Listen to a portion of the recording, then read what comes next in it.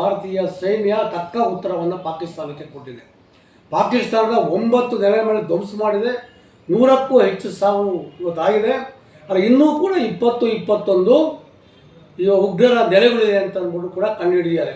ಇವತ್ತು ಇಡೀ ಪ್ರಪಂಚದಲ್ಲಿ ಇವತ್ತು ಉಗ್ರರನ್ನು ಬೇರೆ ಸಮೇತ ಕಿತ್ತು ಹೋಗಬೇಕು ಅಂತ ಇಡೀ ಏನು ಸಂಕಲ್ಪ ಮಾಡಿದ್ದಾರೆ. ಇವತ್ತು ಭಾರತ ದೇಶದ ಒಳಗಡೆ ಮತ್ತು ಭಾರತ ದೇಶದ ಆಚೆ ಯಾರು ಉಗ್ರಗಳಿದ್ದಾರೆ ಎಲ್ಲರೂ ಧ್ವಂಸ ಮಾಡಬೇಕು. ಇಡೀ ಭಾರತದಲ್ಲಿ ಇವತ್ತು ಏನೇನು ಶಾಂತಿ ನೆಲೆಸಬೇಕು. ಆ ದೃಷ್ಟಿಯಿಂದ ಇವತ್ತು ಕಾಂಗ್ರೆಸ್ಗೆ ಕೂಡ ನಾವು ಮನವಿ ಮಾಡ್ಕೊತೀವಿ.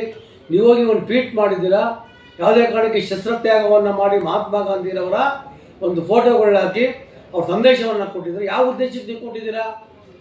ಯಾರಿಗೆ ನೀವು ಬೇರೆ ಯಾವುದೋ ಒಬ್ಬರ ಇದಕ್ಕೆ ಸಂತೋಷ ಪಡಿಸೋದಕ್ಕೆ ಈ ಥರ ಒಂದು ಟ್ವೀಟ್ ಹಾಕಿ ಸರಿ ಇಲ್ಲ. ದಯವಿಟ್ಟು ಆ ಟ್ವೀಟ್ನ ವಾಪಸ್ ತಗೊಂಡು ನೀವು ಮಲ್ಲಿಕಾರ್ಜುನ್ ಖರ್ಗೆ ಅವರು, ರಾಹುಲ್ ಗಾಂಧಿರವರು ಪ್ರತಿಯೊಬ್ಬರು ಕೂಡ ಒಂದು ಬೆಂಬಲವನ್ನು ಕೊಡ್ತಿರ್ಬೇಕಾದ್ರೆ KPCCಯಲ್ಲಿ ಒಂದು ಟ್ವೀಟ್ ಹೇಳ್ತಾ ಇದೆ, ಮಹಾತ್ಮ ಗಾಂಧಿಯವರ ಒಂದು ಭಾವಚಿತ್ರವನ್ನು ಹಾಕಿ ಇವತ್ತು ಶಸ್ತ್ರವನ್ನು ತ್ಯಾಗ ಮಾಡಬೇಕು, ಶಾಂತಿಯನ್ನು ಬಯಸಬೇಕು ಅಂತ ನೀವು ಹೇಳಿದ್ದು ಸುಳ್ಳು. ಇದು ಇವತ್ತು ನಿಮ್ಮ ನಿಜ ರೂಪ ಇವತ್ತು ಗೊತ್ತಾಗ್ತಾ ಇದೆ, ಜನಗಳಿಗೆ ಗೊತ್ತಾಗ್ತಾ ಇದೆ ಕಾಂಗ್ರೆಸ್ ಯಾವ ಸಂದೇಶವನ್ನು ಕೊಡ್ತಾ ಇದೆ ಅಂತ ಅಂದ್ಬಿಟ್ಟು ಇವತ್ತು ಜನ ತಿಳ್ಕೋಬೇಕು. ಇವತ್ತು ನಾವು ದಯವಿಟ್ಟು ನೀವು ಕೈ ಮುಗಿದು ಹೇಳ್ತೀವಿ, ನಾವೆಲ್ಲರೂ ಒಂದೇ, ನಾವೆಲ್ಲರೂ ಭಾರತೀಯರೇ.